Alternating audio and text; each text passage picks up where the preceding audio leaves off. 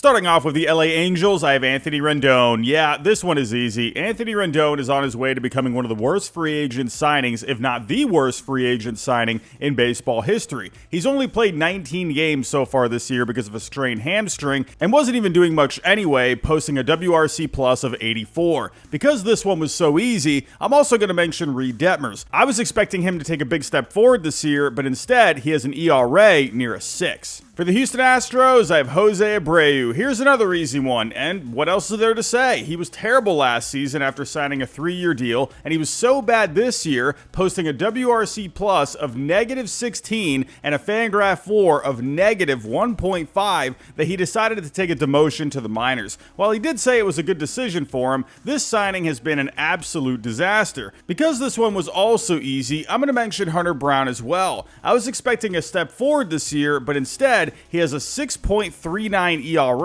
and a 4.92 FIP. For the Oakland A's, I have Zach Geloff. The number 3 prospect for the A's in 2023 had a good stretch after being called up last season and came into 2024 with high expectations. Instead, he has a batting average under 200 with an OPS just above 500. While there's obviously plenty of time for him to get back on track, I was hoping to see more out of him so far. For the Toronto Blue Jays, I have George Springer. There's a lot of players that you could point to here, but to me, the most disappointing player so far is George Springer. While he has been hitting a bit better as of late, this is a guy coming off a season in which he only had an OPS of 732 with an AAV of $25 million per season. So far this season, he's barely hitting above 200 with a WRC plus below 80. For the Atlanta Braves, I have Austin Riley. Coming into the season, people were crowning Austin Riley as the best third baseman in Major League Baseball over Jose Ramirez. Well, that hasn't worked out so far, as J-Ram is having a great season while Riley is having a dud so far, as he has an OPS under 600 with only 3 home runs through a third of the season. With Ronald Acuna Jr. out for the year, the Braves really need Riley to get it going. For the Milwaukee Brewers, I have Jake Bauers. Coming into the season, a lot of people weren't sure what to expect of the Brewers without Corbin Burnes, but the offense has done more than enough to make up the difference despite a thin rotation.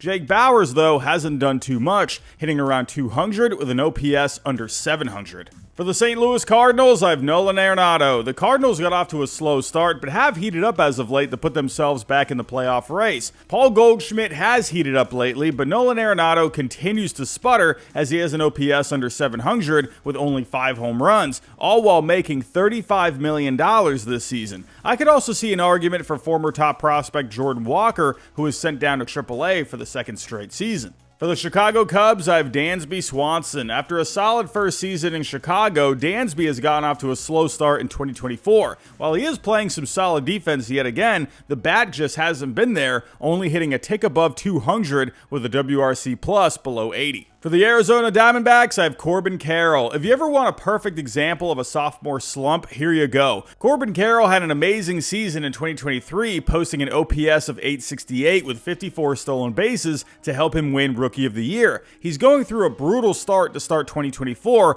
and as of right now, he's hitting under 200 with an OPS under 500. While I'm sure he'll get himself right at some point, this is truly a terrible start. For the LA Dodgers, I have Gavin Lux. Luckily for Lux, pretty much everyone else in the lineup has been clobbering the ball. However, when you consider Lux used to be the number 2 prospect in all of baseball, missed all of 2023, and is only hitting a tick over 200, how could you not be disappointed? For the San Francisco Giants, I have Blake Snell. After deciding to sign late in spring training, Blake Snell has had an abysmal 2024 so far. At the time of this recording, he has an ERA above 10 and hasn't pitched an entire 5 innings in any of his 5 starts. All of this with a salary of $32 million this year. This is why he's earned the nickname Blake Smell on this channel so far. For the Cleveland Guardians, I have Logan Allen. After a solid rookie season in which he posted a 3.81 ERA and a 4.19 FIP, Logan Allen's numbers have gotten worse in year 2, with his ERA sitting near a 6 and FIP above a 5. The big difference with Allen so far is his fastball, which hitters are tattooing this year with a batting average of almost 400 and slugging over 600 against it. For the Seattle Mariners, I have Mitch Haniger. I almost went with Julio Rodriguez here, but since he's hitting a bit better as of late, I'll go with Mitch Haniger. After an injury-riddled year in San Francisco, he returned to Seattle in the Robbie Ray trade, hoping for some of his 2022 magic. Instead, we've seen yet another subpar year, which includes a batting average just above 200 and a WRC plus below 90. For the Miami Marlins, I have Jake Burger. After getting traded to the Marlins by the deadline last season, Burger gave the lineup some much-needed offense, but that is yet to show up in 2024. So far, he's barely hitting over 200 with an OPS under 600, and he's on pace for under 20 home runs after a 34 home run season in 2023. For the New York Mets, I have Brett Baty. I can see a lot of people going with Francisco Lindor here, but because of his hot stretch at the plate lately, combined with his amazing defense this year, I'll let him off the hook. Instead, I'll go with the young third baseman Brett Baty, who had high expectations coming into the year. After a call-up in 2022 and over 100 games played in 2023, Mets fans were expecting a step forward from the former top prospect. Instead, he only posted a WRC plus of 88 before being sent back down to AAA this past week. For the Washington Nationals, I have Keibert Ruiz. You know, I could have just gone with Patrick Corbin here, but I mean, come on, he's had this spot for like 20 years now. While the Nats have exceeded expectations this year, former top prospect Keibert Ruiz hasn't done much of anything, posting a WRC plus under 60 with his defense not showing much improvement. For the Baltimore Orioles, I have Cedric Mullins. While the Orioles look like one of the best teams in baseball, center fielder Cedric Mullins hasn't been a huge part of it. While he is on pace for the same home run and stolen base total he had the last two seasons, his overall slash line is way down, and his defense is a smidge down as well. For the San Diego Padres, I have Xander Bogaerts. I know Bogaerts just got hurt recently, which is terrible, but even before that, he was having a very down year at the plate, only posting a 72 WRC plus in 47 games before going on the IL. Factor that with missing some significant time, along with the fact that he's making $25 million, then this has to be considered a huge disappointment. I think an argument could also be made for Joe Musgrove, as both his ERA and FIP are above a 5 at the time of this recording. For the Philadelphia Phillies, I have Nick Castellanos. After a bounce-back season in 2023, Castellanos is drifting back towards his 2022 numbers. So far, his batting average is only a tick above 200 with an OPS around 600. You know you're not going to get great defense with Castellanos, so if the bat isn't doing much, it's only going to hold the team back. Luckily for the Phillies, though, they've been wrecking everyone. For the Pittsburgh Pirates, I have Ke'Bryan Hayes. While the glove continues to be great at third base,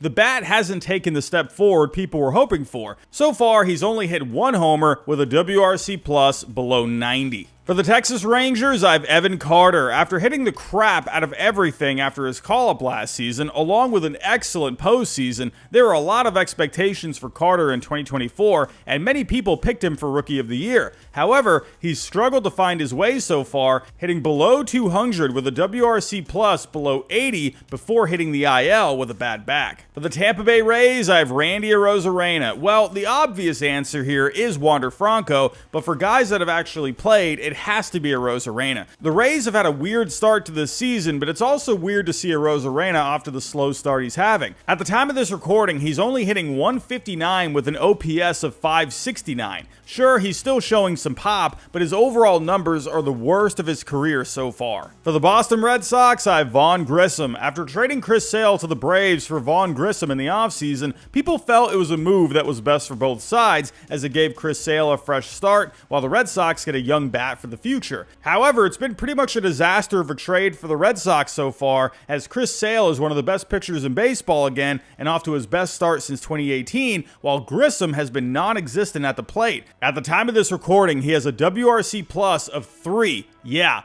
3. I know he started off the year injured and he caught the flu, but this has been a terrible trade for the Red Sox so far. For the Cincinnati Reds, I have Jonathan India. Sure, India has hit well lately and his on-base percentage is fine, but his slugging is down about 100 points from last year. The Reds have had a ton of injuries and one of the worst offenses so far this year, so they need one of their leaders in India to really step it up. For the Colorado Rockies, I have Chris Bryant. I don't like to point at players that are injured, but in this case, I have to make an exception. Chris Bryant's 7-year, $182 million contract is turning into one of the worst all time, and this year, he already missed more than a month with back issues. In the time he has played, he's hitting under 200 with a WRC plus just over 60. What a disaster this is turning into. For the Kansas City Royals, I have Hunter Renfroe. After signing a 2-year, $13 million deal in the offseason, season, the Royals were hoping for more production out of Renfroe, but so far, he only has 4 home runs and an OPS of 565.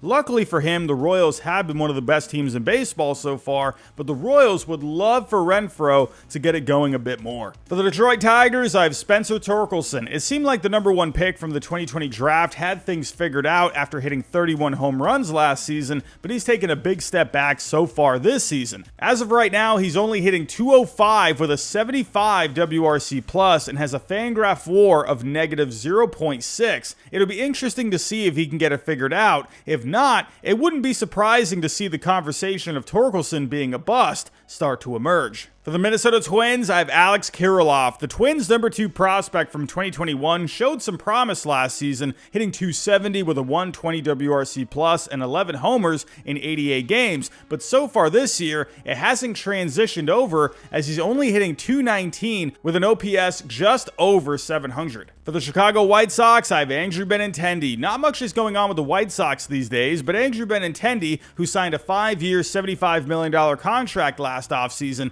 has basically been non-existent. Through a third of the season, he has a Fangraph WAR of negative 1.7, which includes a sub-200 batting average and a 38 WRC plus. Absolutely abysmal. And last but not least, for the New York Yankees, I have Gleyber Torres. The Yankees have been great so far, but one guy who's taken a big step back this year is Gleyber Torres. After hitting 25 homers with an 800 OPS last season, all of his numbers have dipped, including an OPS under 650 and a WRC plus under 90. Luckily, the Yankees have gotten great seasons out of Juan Soto, Aaron Judge, Anthony Volpe, and a bounce-back season from Giancarlo Stanton, but Gleyber has for sure been, like everyone else on this list, a disappointment so far. So that's my list. Let me know what you think in the comments. Did I leave anyone out? Let me know. But that's all I have for this video. If you can on the way out, hit that like button, subscribe if you're new, and I'll talk to you next time.